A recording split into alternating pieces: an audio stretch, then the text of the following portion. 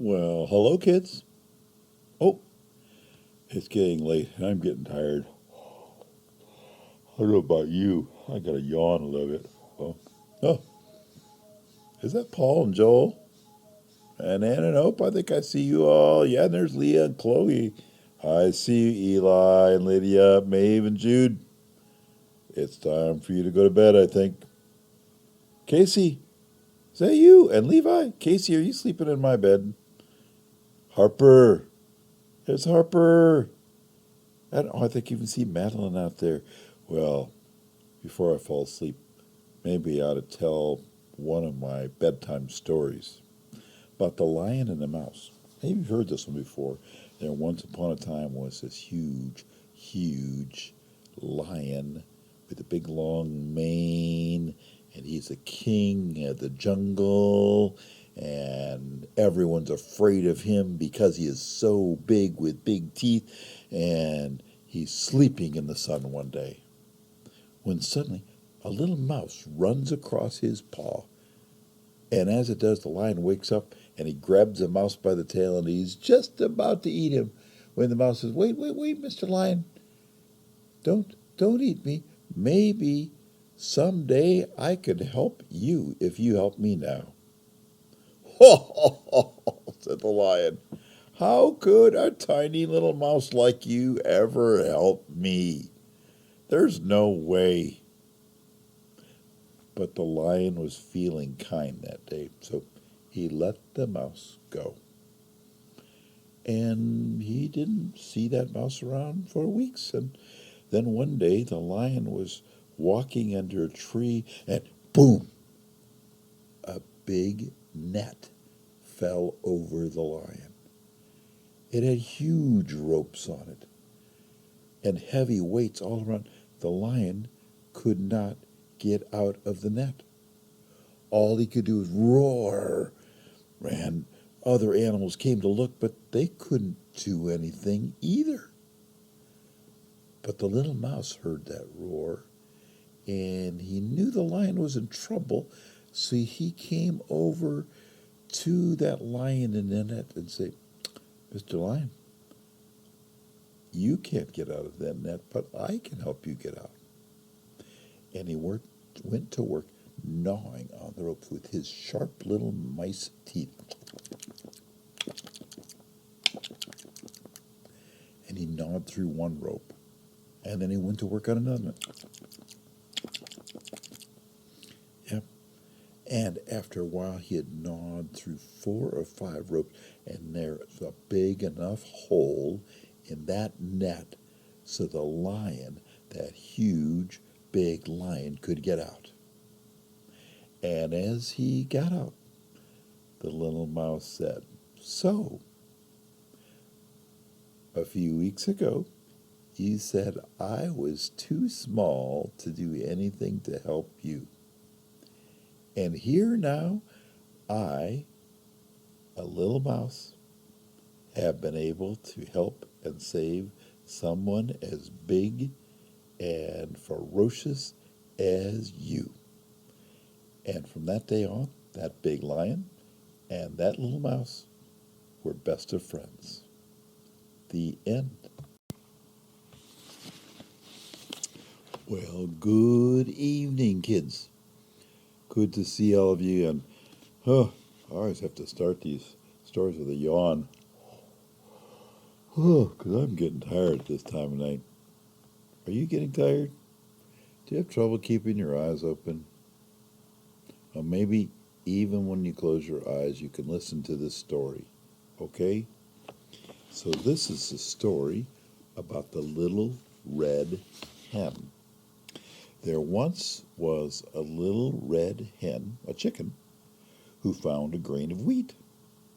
And the little hen said, "Well, who will plant this wheat with me?" she said. "Well, I won't," said the dog. "I won't," said the cat. "I won't," said the pig. "I won't," said the turkey.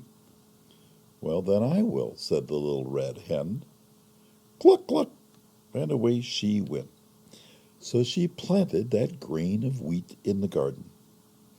And very soon The wheat began to grow, and the green leaves came out of the ground, and the sun shone, and the rain fell on that little grain of wheat, and suddenly there it was, a tall, strong, and ripe wheat plant with lots of seeds of wheat. "Well, who will help me reap? Who's going to help me pick this wheat?" said the little red hen. "I won't," said the dog. "I won't," said the cat. "I won't," said the pig. "I won't," said the turkey.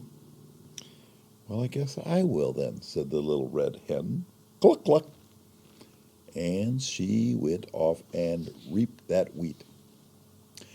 "Who will help me thresh this wheat?" said the little red hen, because you have to shake the wheat seed out of the wheat stalk. "I won't," said the dog. "I won't," said the cat. "I won't," said the pig. "I won't," said the turkey. "Well, I will then," said the little red hen. Cluck, cluck. And off she went to thresh the wheat. "Who will take this wheat now with me to the mill to have it ground up into flour?" said the little red hen. "I won't," said the dog. "I won't," said the cat. "I won't," said the pig. Oink, oink. "I won't," said the turkey. "Well, I guess I will then," said the little red hen. Cluck, cluck. And off she ran down to the mill to get that wheat ground into flour so she could make it into bread. So she came home with the flour. "Who will help me bake this flour?" said the little red hen. "Oh, I won't," said the dog. "I won't," said the cat. "I won't," said the pig. Oink, oink. "I won't," said the turkey. "Okay, well, I guess I will then," said the little red hen. Cluck, cluck. So she baked that flour and made a loaf of bread. And then she said, "Now who's going to help me eat this bread?" the little red hen asked. "Well, I will," said the dog. "Well, I will too," said the cat. "I will too," said the pig. "I will," said the turkey.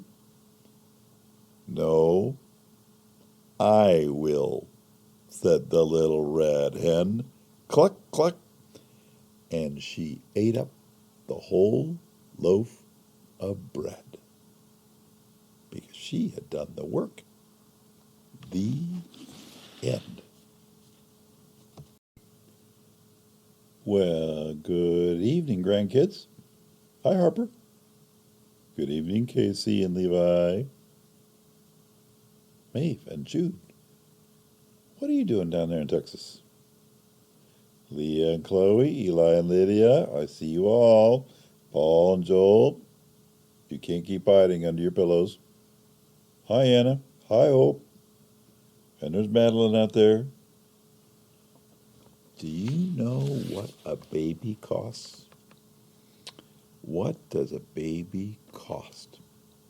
Here's a little story or poem about that. "How much do babies cost?" said he, "the other night upon my knee, and then I said, they cost a lot of watching by a cot, a lot of sleepless hours and care, a lot of heartache and despair, a lot of fear and trying dread, and sometimes many tears are shed in payment for our babies small, but everyone is worth it all. For babies, people have to pay a heavy price from day to day. There is no way to get one cheap. Why, sometimes when they're fast asleep, you have to get up in the night and go and see that they're all right. But what they cost in constant care and worry does not half compare with what they bring of joy and bliss. You'd pay much more for just a kiss." Who buys a baby has to pay. a portion of the bill each day. He has to give his time and thought unto the little one he's bought. He has to stand a lot of pain inside his heart and not complain, and pay with lonely days and sad for all the happy hours he's had. All this a baby costs, and yet his smile is worth it all. You bet a baby's worth it all. Yeah. Oh, that makes me tired just thinking about a baby sleeping just like maybe we ought to go to sleep now too, you think? Well, good evening, grandkids. Maeve and Jude, aren't you asleep yet?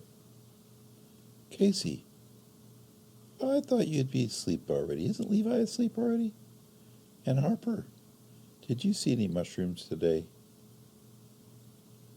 Leah and Chloe, Eli and Lydia, did you shut the pen for the chickens tonight?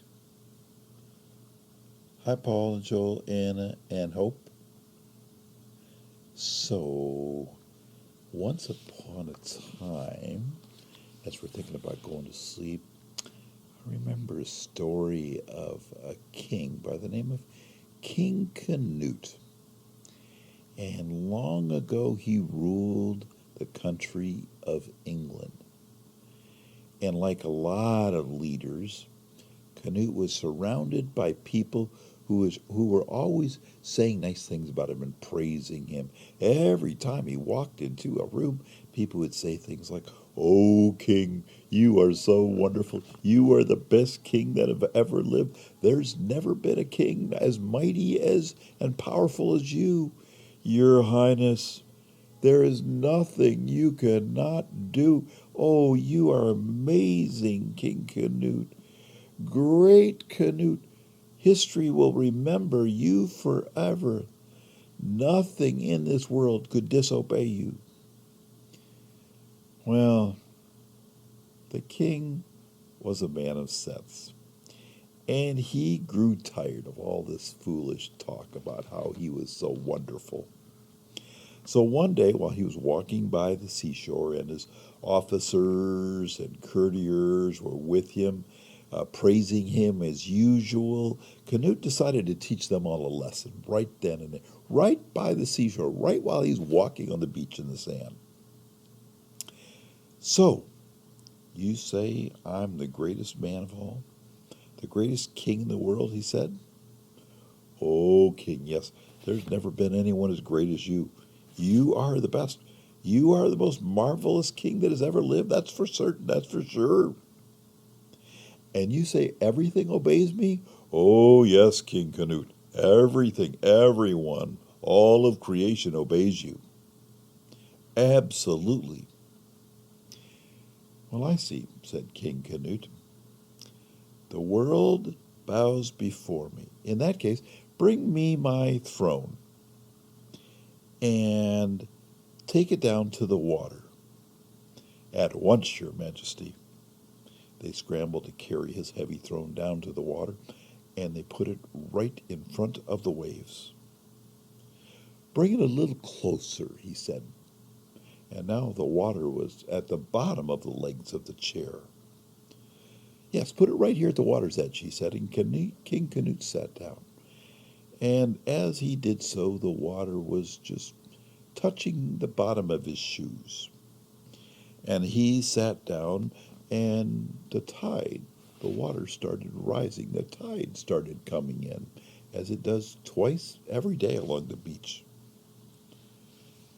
So he said to the people, "Do you think the water will stop at my command?" "Well, of course it will," they said. They didn't dare say anything else to disagree with their king. "Oh, great king, everything obeys you." "Very well, see," said King Canute. "Stop where you are and go back. Quit lapping at my ankles." Everyone waited a few more minutes, and the water kept getting even higher than it was. and a tiny wave hit the back of his leg. "How dare you," said King Canute. "Waters, ocean, you go back where you were. I have ordered you to go back into the sea. Don't come up here on the sand." But with that, a bigger wave came and splashed his knees and even the bottom of the seat on the chair. And the people looked in disbelief. They didn't know what to say. His officers stood about him, alarmed and wondering, had the king maybe gone mad? Surely he knew that tides come in and the waters go up. "Well, my friend," King Canute said, "it seems I don't have so much power as you might think I do. Perhaps you've learned something today. Perhaps you will remember that there is only one king in all of creation who's powerful, and it is he who rules the sea and the land and the sky. And I suggest that you save all of your praises to praise that king." So with that, King Canute took the crown off of his head, and he walked into the church, and he put his crown on the cross that was in there to remind everyone that the king truly is King Jesus. Good reminder for all of us that he's the most powerful, the one who's made all of us, grandpas and grandmas, and grandkids as well. Well, I'm getting tired again now.